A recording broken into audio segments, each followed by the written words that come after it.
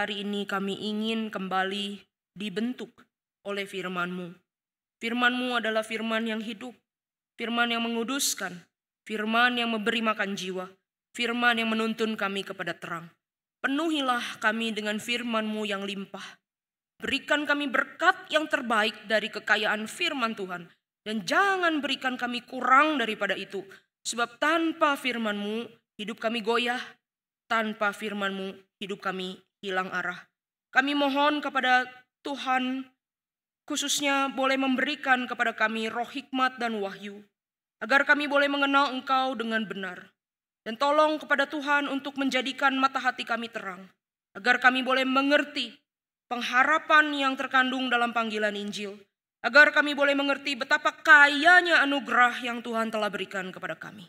Kiranya Tuhan boleh memukau hati kami dengan firman-Mu dan memuaskan hati kami dengan kasih-Mu. Dan olehnya hidup kami dikuduskan bagi pekerjaan mulia bagi nama-Mu. Terima kasih buat kebaikan Tuhan. Di dalam nama Tuhan Yesus kami mohon pertolongan untuk waktu perenungan firman Tuhan ini. Amin. Silakan duduk Ibu Bapak dan saudara-saudara. Terima kasih kepada tim ibadah yang sudah menolong kita memuji dan menyembah Tuhan.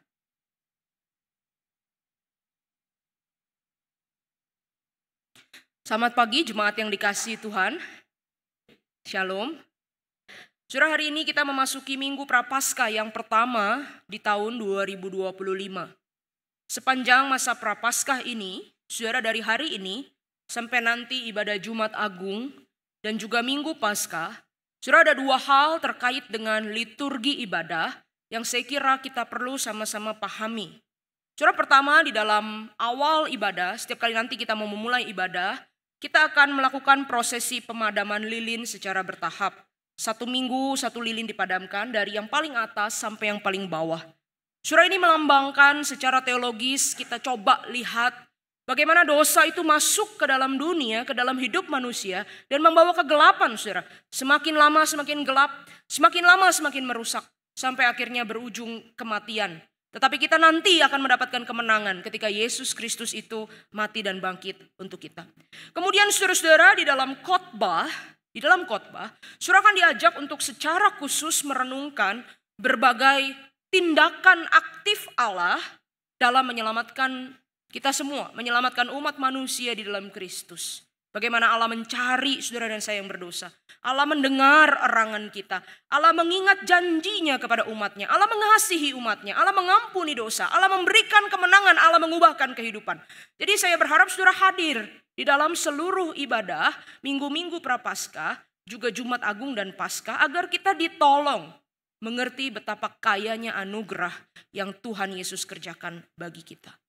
Hari ini saudara kita memulai perenungan yang pertama dengan tema Allah mencari. Maksudnya tentu saja Allah mencari manusia yang berdosa. Di dalam ibadah yang pertama ini mari kita merenungkan teks perjanjian lama dari kitab Kejadian pasal 3, saudara-saudara. Kejadian pasal 3 kita akan membaca ayat 6 sampai ayat 10, saudara.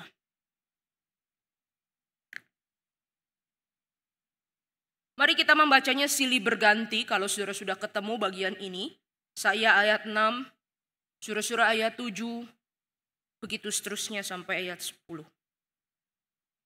Kejadian pasal yang ketiga, ayat yang ke-6 sampai ke-10.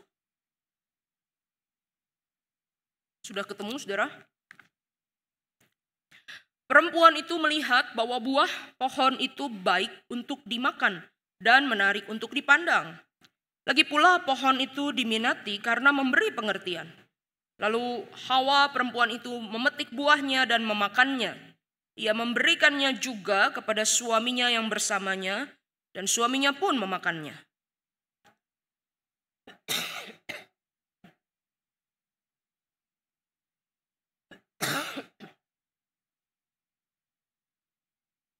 Ketika mereka mendengar suara Tuhan Allah yang berjalan-jalan di taman pada waktu hari sejuk, manusia itu dan istrinya menyembunyikan diri di hadapan Tuhan Allah di antara pepohonan di taman.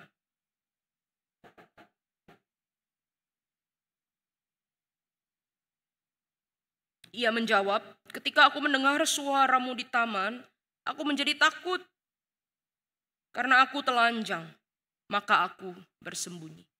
Demikian jauh pembacaan kitab suci, kita tetap buka Alkitab kita saudara, nanti kita akan merenungkan ayat ini satu persatu. Nah Bapak Ibu saudara yang dikasihi Tuhan, waktu saya masih studi di Saat di Malang dan tinggal di asrama, salah satu hiburan bagi kami mahasiswa di kala penat itu adalah bermain dengan anak-anak dosen. Nah, saudara, apalagi anak-anak yang masih kecil dan lucu-lucu, itu lumayan menghibur ya.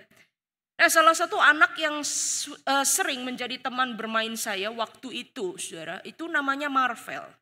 Nah, itu anaknya pendeta Panca, kalau saudara ingat yang pernah khotbah Natal waktu itu di sini ya. Bukan anak pendeta Teddy ya, namanya sama tapi orangnya lain ya. Nah, saudara, Marvel itu yang di Malang.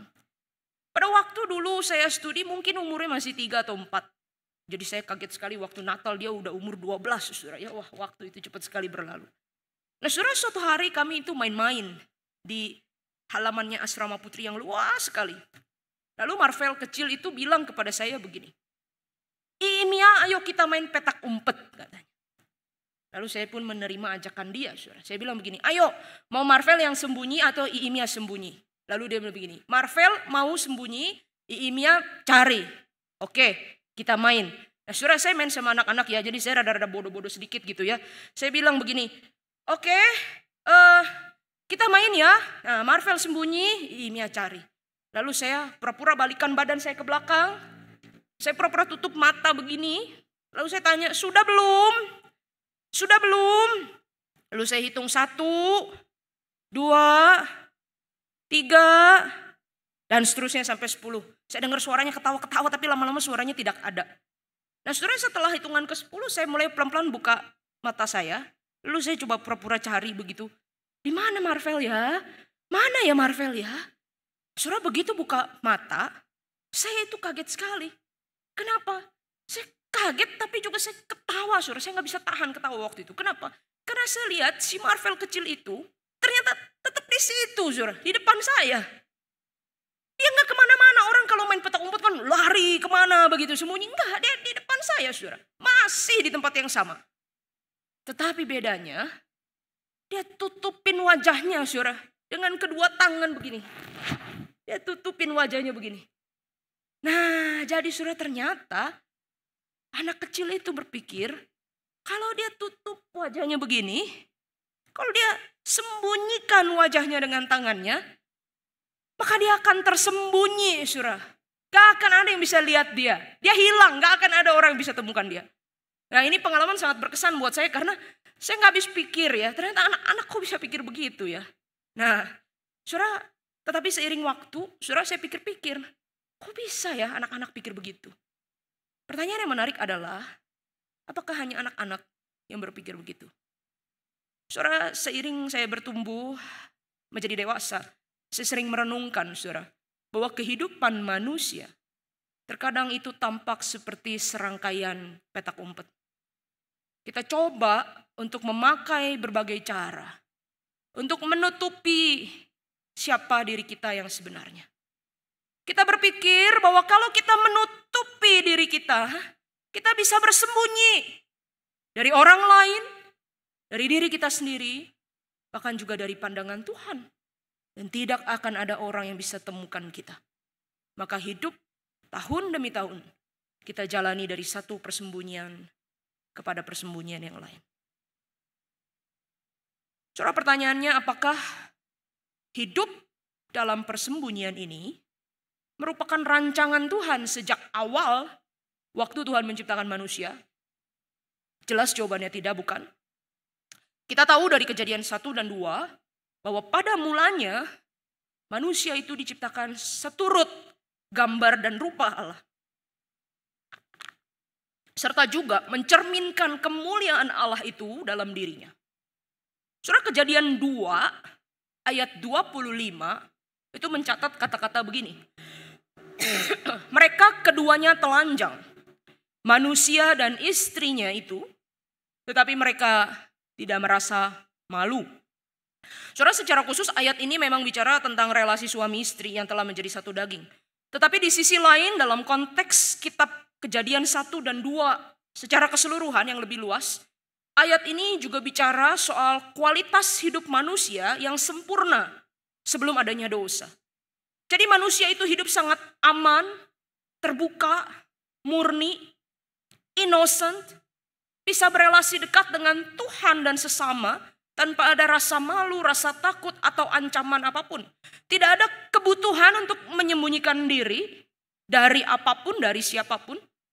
Semuanya begitu bebas, begitu aman, begitu terbuka. Kenapa? Karena pada dasarnya manusia punya kemuliaan Allah di dalam dirinya. Akan tetapi kisah itu berubah drastis, saudara-saudara, sejak dosa masuk dalam hidup manusia.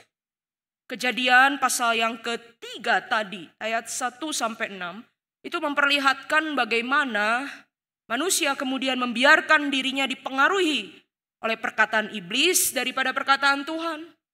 Manusia lebih percaya tafsirannya, penilaiannya sendiri daripada ketetapan Tuhan. Manusia juga ingin menjadi seperti Allah, tahu tentang yang baik dan yang jahat. Nah, ayat ini mungkin kalau kita baca sepintas menimbulkan pertanyaan. Pertanyaannya begini kan, memang apa masalahnya kalau manusia itu ingin tahu yang baik dan yang jahat? Bukannya itu harus tahu yang baik dan yang jahat? Dan bagus kan kalau bisa tahu yang baik yang dan jahat. Terus kenapa kok jadi dosa? Ada orang-orang yang bertanya begitu. Nah, saudara, yang perlu dipahami di sini adalah kata-kata tahu tentang yang baik dan yang jahat itu bukan hanya sebatas kita bisa membedakan ya. Oh, buang sampah sembarangan itu jahat. Mendaur ulang sampah itu baik. Ya, menampar orang tua itu jahat. Ya, merawat orang tua itu baik. Ya, mencuri itu jahat. Sedekah itu baik. Bukan hanya begitu, saudara. Tapi kata-kata tahu tentang yang baik dan yang jahat itu di sini artinya apa? Artinya adalah manusia ingin menjadi maha tahu. Ingin tahu segala-galanya, ingin punya pikiran Allah yang tidak terbatas. Nah, ini masalah besar. Kenapa? Karena manusia yang pada dasarnya ciptaan pengen jadi sama dengan pencipta. Ini adalah masalah yang sangat serius, bukan? Lalu apa yang terjadi, saudara, ketika manusia jatuh ke dalam dosa? Ayat 7 itu mencatat begini. Lalu terbukalah mata mereka berdua dan mereka tahu bahwa mereka telanjang. Tadi visualnya bagus ya. Begitu mereka makan setelah itu kaget begitu ya. Sesuatu yang mereka nggak pernah expect. Lalu di ayat 10 manusia itu berkata kepada Tuhan begini. Ketika aku mendengar suaramu di taman, aku menjadi takut karena aku telanjang. Maka aku bersembunyi. Saudara, kalau dari 2 ayat ini, kelihatannya apa masalahnya? Saudara, apa masalah yang membuat manusia itu merasa not good enough, merasa buruk, merasa harus menyembunyikan dirinya? Apa masalahnya? Kalau dari 2 ayat ini, mereka sadar bahwa diri mereka telanjang. Tetapi pertanyaannya, saudara, apakah isu utamanya, masalah utamanya itu adalah ketelanjangan secara fisik? Nah, di sini kita menemukan sesuatu kejanggalan. Kenapa? Saudara, apakah manusia itu setelah makan buah pengetahuan baik dan jahat itu, lalu tiba-tiba mereka jadi telanjang? Atau sebelumnya mereka sudah dalam keadaan telanjang, saudara? Yang mana? Yang pertama atau yang kedua? Yakin? Betul ya? Yang gak jawab ini yakin atau enggak ini? Ya, saudara, apakah manusia itu setelah makan baru tiba-tiba menjadi kondisinya telanjang secara fisik, atau memang sudah dari awal begitu? Yang pertama atau yang kedua? Yang kedua ya. Nah, kenapa? Ya karena tadi dari kejadian 2 saja kita sudah lihat manusia dan istrinya itu telanjang, tetapi tidak merasa malu. Jadi kita tahu di sini, saudara, masalah utamanya bukan semata-mata kondisi telanjang secara fisik. Tetapi apa masalah utamanya, saudara? Apa yang membuat mereka sekarang malu dengan ketelanjangan mereka sampai harus bersembunyi? Saudara, masalah utamanya adalah Tentu saja dosa. Manusia tahu bahwa dia sudah melanggar hukum Allah. Sudah berkhianat pada Tuhan Allah yang menciptakan dan mengasihinya dengan limpah. Surah dosa membuat manusia kehilangan kemuliaan Allah. Hilangnya kemuliaan Allah itu dalam diri kita, itulah yang kemudian menimbulkan perasaan malu, hina, perasaan takut, perasaan terancam, perasaan yang buruk, dan juga perasaan rusak. Kenapa? Karena kemuliaan Allah itu sudah hilang. Nah, di sini kita melihat bahwa dosa itu adalah sesuatu yang sangat serius dan menghancurkan. Dosa menghancurkan relasi kita dengan Tuhan yang adalah sumber kehidupan kita. Dosa menghancurkan jati diri setiap kita. Dosa juga merusak pandangan kita terhadap orang lain. Dosa membuat kita saling iri hati, menyalahkan, membenci, berperang, saling menyakiti, bahkan membunuh satu sama lain. Nantinya dicatat itu di dalam Kejadian 4 dan 5. Dosa juga menimbulkan kerusakan ciptaan, memunculkan penderitaan-penderitaan natural dalam bumi ini. Jadi bisa ada bencana, bisa ada sakit penyakit, bisa ada virus, bisa ada kerusakan iklim. Masalahnya lagi, saudara, menariknya begini. Ini sesuatu yang tampaknya seperti siklus di dalam hidup manusia. Kalau kita disakiti sama orang lain yang berdosa kepada kita, atau kalau kita mengalami penderitaan alami, misalnya kita tiba-tiba sakit, atau kita tiba-tiba kena bencana, karena dunia ini kan pada dasarnya sudah rusak ya. Nah, lalu kita berespons dengan sikap hati atau cara yang berdosa lagi. Misalnya kita balik menyakiti, kita balas dendam, kita pahit hati, kita menyalahkan Tuhan. Nah, saudara lihat ya, semua ini menjadi seperti lingkaran setan yang membuat kita makin lama makin terikat, makin lama makin merasa berdosa, makin merasa malu, makin merasa buruk, makin merasa salah dalam diri kita, makin perlu menutupi diri dan bersembunyi. Dan saudara, setelah Adam dan Hawa merasa malu karena ketelanjangan mereka, karena keberdosaan mereka, ayat 7 mencatat begini. Mereka menjalin daun pohon ara dan membuat cawat bagi dirinya. Saudara, mereka merasa perlu untuk menemukan cara untuk menutupi diri mereka. Bukan hanya menutupi ketelanjangan mereka secara fisik, tetapi juga menutupi apa? Sebenarnya di sini adalah menutupi pelanggaran mereka.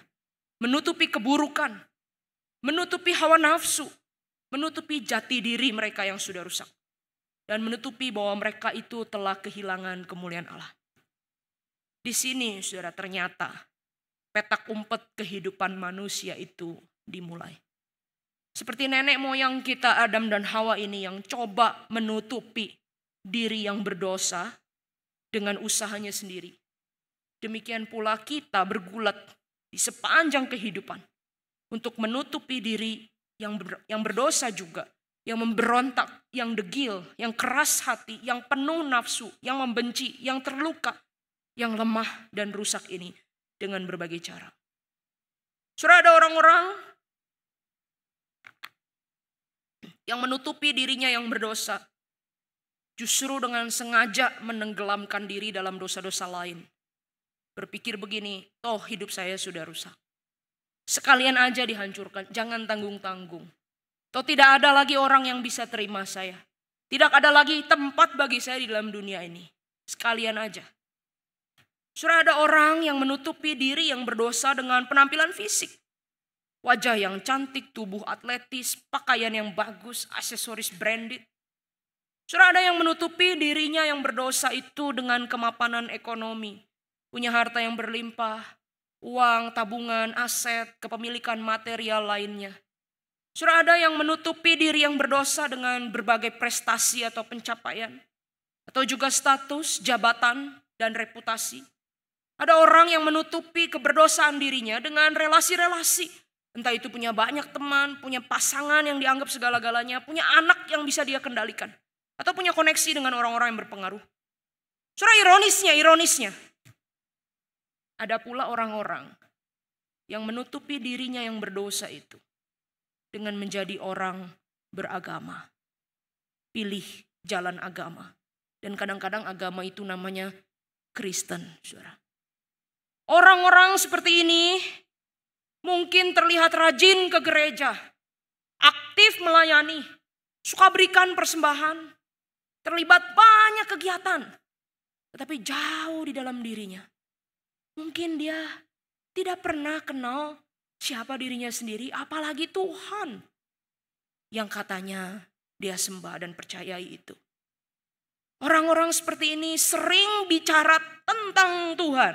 Dan mungkin suka sekali bahas teori-teori tentang Tuhan. Tetapi mungkin belum pernah secara pribadi bicara sama Tuhan. Orang-orang seperti ini juga biasanya sangat menjunjung tinggi hukum, saudara. Aturan agama. Apa yang boleh, apa yang tidak boleh.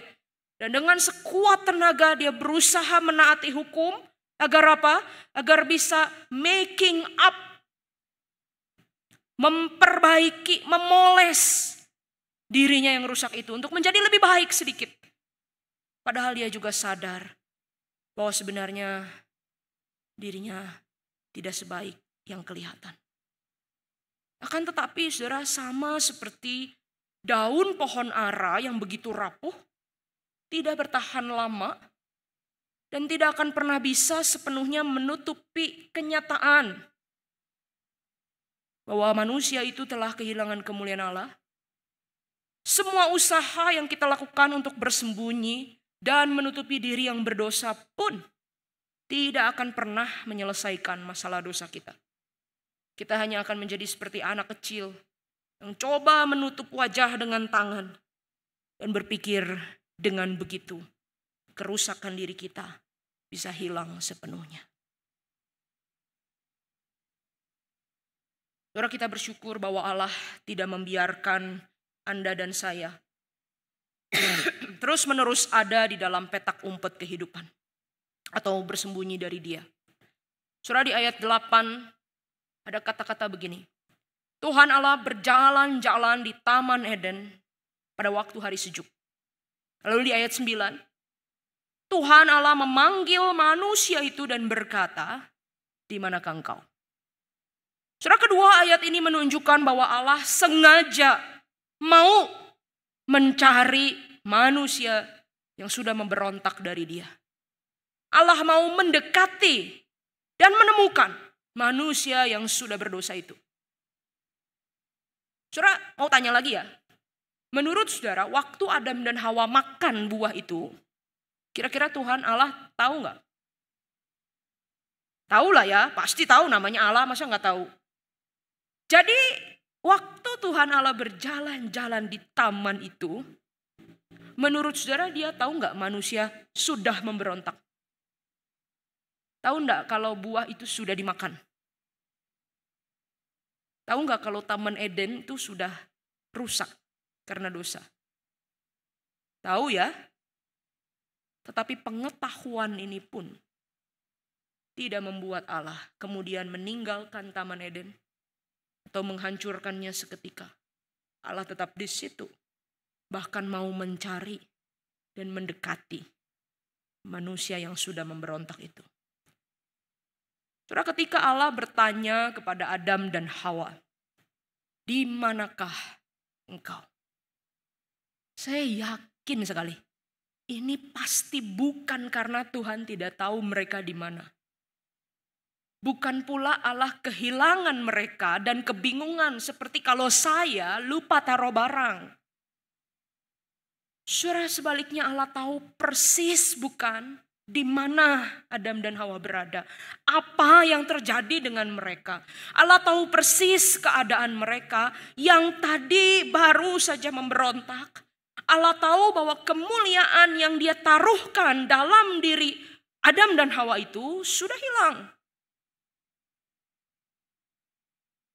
Allah tahu Adam dan Hawa bersembunyi karena malu dan takut atas pelanggaran mereka. Pertanyaannya, kenapa ya kok Tuhan Allah masih tanya, di manakah engkau? Kenapa saudara? Saya yakin jawabannya hanya satu. Allah tidak mau manusia terus-menerus hidup dalam persembunyian.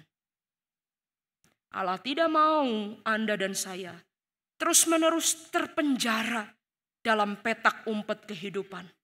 Menutupi satu dosa dengan dosa yang lain. Menutupi satu dosa dengan pengejaran hidup. Menutupi satu dosa dengan kesalehan yang Anda pikir itu saleh, tetapi sebenarnya tidak bisa memperbaiki apapun. Allah tidak mau kita terus-menerus merasa buruk, bersalah, malu, hina, dan terikat oleh dosa-dosa kita. Perkataan di manakah engkau? Itu merupakan satu undangan dari Tuhan Allah. Agar kita menyatakan diri di hadapannya. Apa adanya. Tidak sembunyi lagi. Tidak lari lagi. Tidak pakai banyak upaya seperti daun pohon ara lagi untuk menutupi diri kita. Datang kepada Allah apa adanya. Mengakui diri yang rusak, hancur, lemah, berdosa. Saudara, ketakutan kita yang paling dalam, ketakutan manusia yang paling dalam itu adalah kalau kita dikenal sampai semua-muanya, sedalam-dalamnya hidup kita dikenal. Rahasia kita diketahui, kesalahan kita terpergok jelas, keburukan kita terekspos, bagian-bagian pikiran kita yang tersembunyi itu orang tahu, dia bisa baca suara pikiran kita. Ya, kita mau kemana, ngapain, orang tahu. Wah, itu kan menakutkan sekali. Yang kita takutkan apa kalau itu semua diketahui? Kita takut kalau nantinya setelah semua itu tersingkapkan, kita kemudian dicela, dikecam, dipermalukan, dibuang, dihukum, dan dimurkai. Ini ketakutan terbesar manusia, bukan? Sehingga kita kemudian bersembunyi dan menutup diri. Tetapi kabar baik Injil itu berkata lain, saudara. Justru Allah tahu siapa kita. Di matanya itu terpampang, terbuka seluruh kehidupan kita. Tidak ada satupun yang tersembunyi di hadapan Tuhan. Tidak ada satupun yang Tuhan gak tahu. Tuhan tahu semua. Dosa kita, pemberontakan kita, keburukan, kehinaan, hawa nafsu, kehancuran kita. Tetapi dia sama sekali tidak datang untuk mengancam saudara. Untuk mempermalukan kita. Untuk menghukum atau memurkai kita. Ketika dia bertanya, di manakah engkau? Saudara, itu pertanyaan yang sangat lembut karena dia mau melepaskan kita dari cawat daun ara yang menyakitkan dan melelahkan itu. Lalu dia mau pakaikan kita jubah kasih karunia dan kekudusannya. Dia mau memberikan kita pengampunan, pembenaran, pemulihan, dan juga kemenangan dari dosa. Saudara, di ayat 21 kita melihat ada kata-kata begini. Tuhan Allah membuat jubah kulit untuk Adam dan istrinya, lalu mengenakannya kepada mereka. Sebagaimana ada binatang yang dikorbankan dan dibiarkan tercurah darahnya untuk menjadi jubah yang menutup rasa malu dan ketelanjangan manusia. Demikian pula saudara, nantinya kita akan dipertemukan pada anak domba Paskah itu yang akan pergi ke Kalvari dan membiarkan dirinya betul-betul disembelih, dikorbankan, dibiarkan darahnya tercurah. Untuk apa? Untuk darahnya itu menghapus semua dosa dan aib kita. Kita malah akan mendapatkan kebenarannya, kekudusannya. Kita tersembunyi di dalam dia. Saudara, kita dipakaikan jubah kemuliaan di dalam Kristus. Anak domba Paskah ini dialah yang dipermalukan supaya Anda dan saya dipermuliakan. Dia dijadikan dosa supaya kita dibenarkan. Dia dihukum supaya kita diampuni. Dia dimurkai Tuhan supaya kita damai dengan Tuhan. Saudara, dialah Yesus Kristus. Dia yang berkata di dalam kitab Injil, aku datang untuk mencari dan menyelamatkan yang terhilang. Persis seperti Allah di Taman Eden ini mencari dan menyelamatkan Adam dan Hawa yang bersembunyi. Hari ini, saudara, jubah kekudusan, kebenaran dan kemuliaan itu pun tersedia bagi kita. Darahnya yang tercurah di Kalvari itu, saudara, masih berkuasa menyucikan kita dari segala dosa dan salah kita. Pertanyaannya, maukah saudara saya keluar dari persembunyian kita, mengakui semua dosa kita, meninggalkan cara-cara kita sendiri untuk bersembunyi dari Dia, lalu membiarkan Dia mendapati kita, bahkan di dalam ketelanjangan kita. Tetapi pada saat itu Dia justru akan memakaikan kita jubah kasih karunia-Nya. Saudara, ada sebuah himne klasik, judulnya Batu Karang yang Teguh.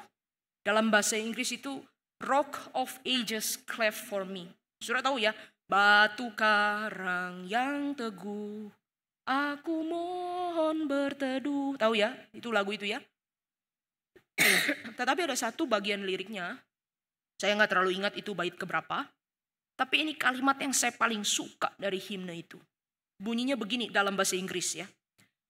Nothing in my hands I bring, simply to the cross I cling. Naked come to Thee for dress, helpless come to Thee for grace. Dan seterusnya. Terjemahannya apa? Tidak ada milik yang saya bawa di tanganku waktu aku datang kepada Tuhan. Saya cuma bergantung, melekat pada salib Tuhan.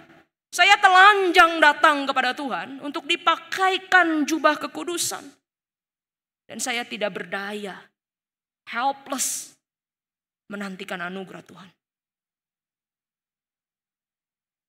Saudara, merengkuh kehancuran dan ketelanjangan kita di hadapan Allah itu kadang bisa sangat menakutkan. Tetapi justru disinilah anugerah. Anugerah itu apa? Hanya kalau kita menjadi apa adanya di hadapan Tuhan. Tidak lagi punya usaha-usaha pembenaran diri yang melekat di dalam kita.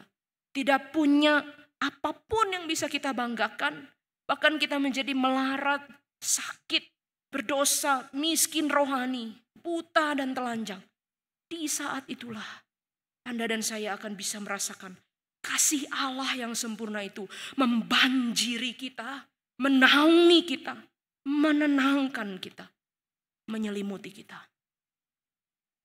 Saudara, ada yang suka nonton film Narnia di sini? Ada? Ada, saya suka baca 7 ya cerita itu.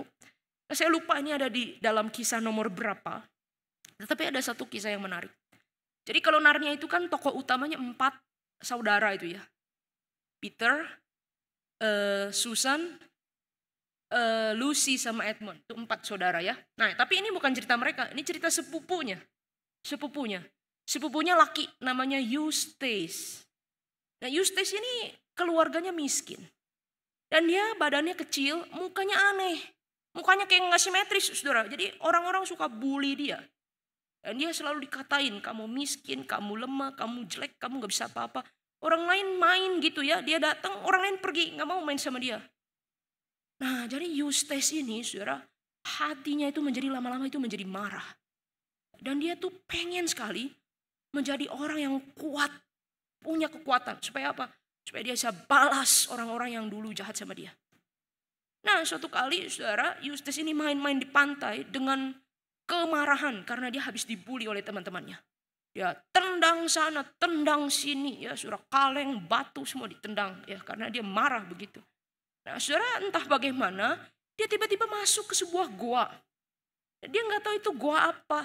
Ternyata itu goa tempat tidur naga. Ya, goa tempat tidur naga. Nah saudara, dia tuh udah marah, emosi begitu, capek, ketiduran. Mungkin belum makan ya, puasa prapaskah juga kali ini orang ya. Saudara, dia ketiduran. Ketiduran di samping naga itu tanpa dia sadari. Karena naga itu besar, mungkin kayak beton. Jadi dia sender nyaman begitu ya saudara. Nah ternyata dia ketiduran. Dan saudara, waktu dia bangun, Eustace ini begitu kaget. Kenapa? Karena dia lihat kok sepertinya badannya ini jadi keras. Seperti kayak badannya ini kayak pakai baju kekecilan gitu saudara. Kepres begitu. Kok seperti badannya ini kayak ketekan gitu ya. Lalu kok kayak keras, dia gak bisa bergerak. Lalu tiba-tiba dia lihat di bawah itu tanah itu ada pantulan air. Ternyata dia sudah berubah menjadi seekor naga. Eustace ini jadi naga, saudara. Kulitnya itu menghitam seperti naga, keras sekali. Dan dia tidak nyaman. Saudara, dia pengen ngomong tolong, tapi yang keluar itu cuman begitu, saudara, seperti naga. Dan saudara, dia sadar di tempat naga itu gak enak. Bau, menjijikan, gelap, dan sepi sekali. Tidak ada sinar matahari. Kalau kayaknya di luar lebih baik. Meskipun teman-teman bully dia, tetapi ada harum bunga, ada sinar matahari, ada tawa teman-teman yang bisa bermain sama-sama dengan dia. Lalu dia tidak mau jadi naga, dia pengen kembali jadi Eustace. Saudara tahu apa yang dia lakukan? Kan naga itu punya cakar ya. Jadi dia mulai kelupasin tubuhnya, saudara. Kelupasin. Begitu dia kelupasin, dia kesakitan. Kesakitan, saudara. Dia kelupasin lagi, dia tambah kesakitan. Saudara. Tetapi semakin dia kelupas, ternyata gak terjadi apa-apa. Gak terjadi apa-apa, malah dia terlalu kesakitan. Kulitnya gak berubah jadi manusia. Nah, saudara, kemudian tidak lama kemudian, saudara, namanya cerita ya. Cerita itu bisa apa aja, jadi saudara jangan pikir kok gak masuk akal ya, namanya cerita. Saudara nikmatin aja. Nah, Lucy itu datang, sepupunya itu datang. Ya, sepupunya itu bilang begini, "What happened to you? Apa yang terjadi dengan kamu?" Ya tentu saja dia gak bisa jawab, saudara. Dia mengerang. Lalu dia begini begitu ya. Mau tunjukin kepada sepupunya, aku mau jadi manusia lagi. Aku gak mau seperti ini. Lalu Lucy bilang begini, "Aku tahu satu orang yang bisa jadikan kamu manusia lagi." Siapa? Ternyata itu adalah Aslan. Saudara, dalam cerita Narnia, Aslan itu adalah singa besar yang merupakan lambang Tuhan Yesus. Kalau saudara pernah nonton film yang pertama, itu dulu lama sekali. Saya masih SD kelas 2. Itu pertama kali saya nonton bioskop, makanya tidak pernah lupa ya. Yang masuk ke dalam lemari itu. Nah, saudara, Aslan itu adalah singa yang memberi dirinya dikorbankan, tetapi akhirnya bangkit lagi. Lalu Lucy itu bilang sama Eustace, "Kamu mau jadi manusia? Saya panggilkan Aslan ya. Aslan bisa tolong kamu." Saudara, ketika Aslan datang, apa yang terjadi dengan Eustace? Tentu saja dia sangat ketakutan. Kenapa? Cakar Aslan itu besar sekali. Saudara, apa jadinya kalau Aslan kemudian pegang saja kulitnya Eustace? Wah, itu pasti akan sangat menyakitkan. Tapi Lucy kemudian bilang begini, "Kalau kamu mau jadi manusia, Aslan bisa menyembuhkanmu." Lalu gak ada cara lain, saudara. Akhirnya Eustace itu pasrah. Dan dengan cakar yang kuat itu, singa Aslan itu kemudian mulai pegang satu bagian kulitnya Eustace. Srek! Saudara, Eustace itu mengerang kesakitan. Saudara.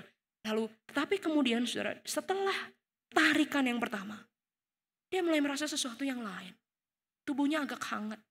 Dan tidak seperti dipres, tidak sekeras yang tadi. Saudara, ternyata cakar Aslan itu menyentuhnya. Dan pelan-pelan mengupas lapisan-lapisan kulit naga busuk itu dari hidupnya. Dan menjadikan Eustace manusia yang baru lagi. Saudara, saya gak tahu apa yang terjadi dengan hidup saudara dan saya. Mungkin kita juga sudah terlalu banyak memakai daun pohon ara menjadi cawat. Yang tanpa kita sadari lama-lama sudah jadi kulit naga yang tebal. Membuat kita gak tahu lagi siapa diri kita sesuai rancangan Allah. Tetapi hari ini Allah berkata, "Aku tahu keadaanmu. Aku mengasihi engkau." Kalau Tuhan Allah tanya sama kita, "Di manakah engkau?" Maukah kita bilang, "Tuhan, saya di sini." Maukah kita keluar dari persembunyian kita? Kita membiarkan diri ditemui apa adanya oleh Tuhan. Membiarkan Dia menyingkapkan seluruh ketelanjangan kita. Agar kemudian Dia bisa menutupi kita dengan jubah kekudusan dan kemuliaan. Saudara, kalau hari ini Tuhan bertanya, "Di manakah engkau?" Maukah kita bilang, "Tuhan, ini saya. Saya tidak sembunyi lagi. Saya siap ditemui." Mari kita tunduk kepala di hadapan Tuhan.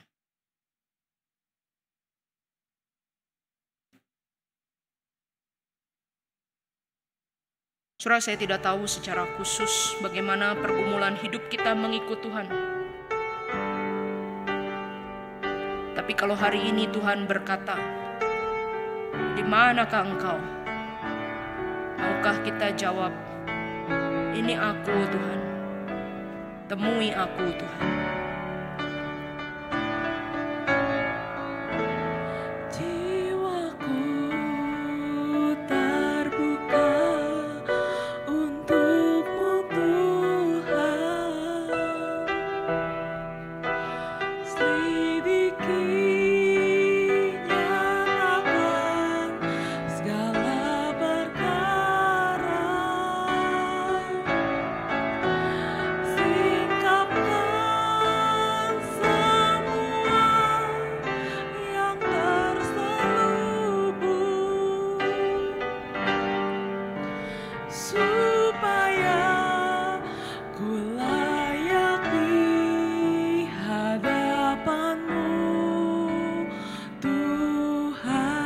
Musik mengiringi kita dengan lembut.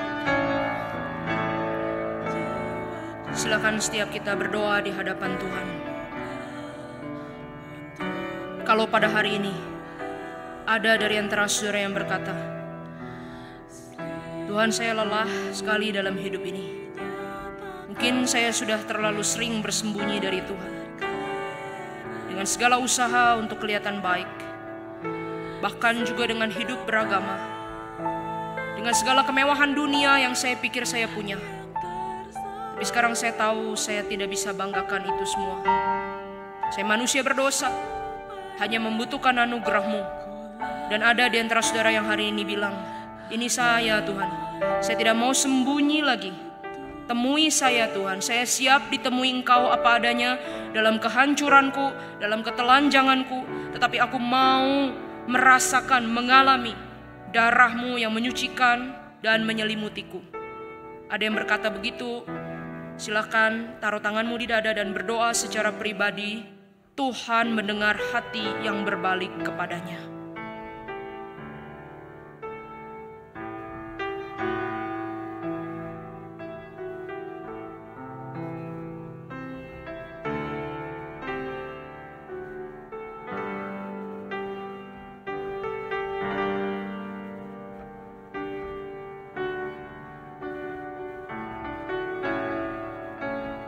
Mari kita sama-sama nyanyikan pujian ini sebagai doa kita kepada Tuhan. Jiwaku terbuka untuk-Mu Tuhan. Selidiki, nyatakan segala perkara. Singkapkan semua yang terselubung, supaya ku layak di hadapan-Mu Tuhan.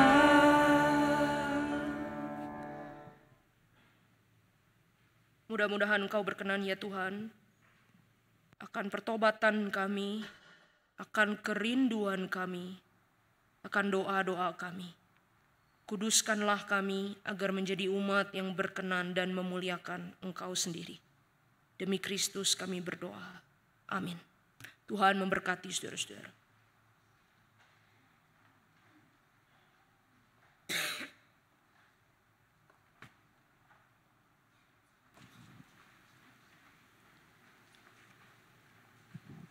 Saya mengundang jemaat sekalian untuk bersama berdiri. Bersama-sama dengan gereja segala abad dan tempat kita mengikrarkan pengakuan iman rasuli. Aku percaya kepada Allah, Bapa yang Maha Kuasa, Khalik langit dan bumi, dan kepada Yesus Kristus anaknya yang tunggal Tuhan kita, yang dikandung dari Roh Kudus, lahir dari anak darah Maria, yang menderita sengsara di bawah pemerintahan Pontius Pilatus, disalibkan, mati dan dikuburkan, turun ke dalam kerajaan maut. Pada hari yang ketiga, bangkit pula dari antara orang mati, naik ke surga, duduk di sebelah kanan Allah, Bapa yang Maha Kuasa, dan dari sana Ia akan datang untuk menghakimi orang yang hidup dan yang mati. Aku percaya kepada Roh Kudus, gereja yang kudus dan am, persekutuan orang kudus, pengampunan dosa, kebangkitan tubuh, dan hidup yang kekal.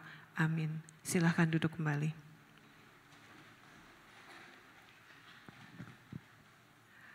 Saatnya kita akan memberikan persembahan sebagai ungkapan rasa syukur kita atas segala berkat dan anugerah yang Tuhan telah limpahkan kepada kita.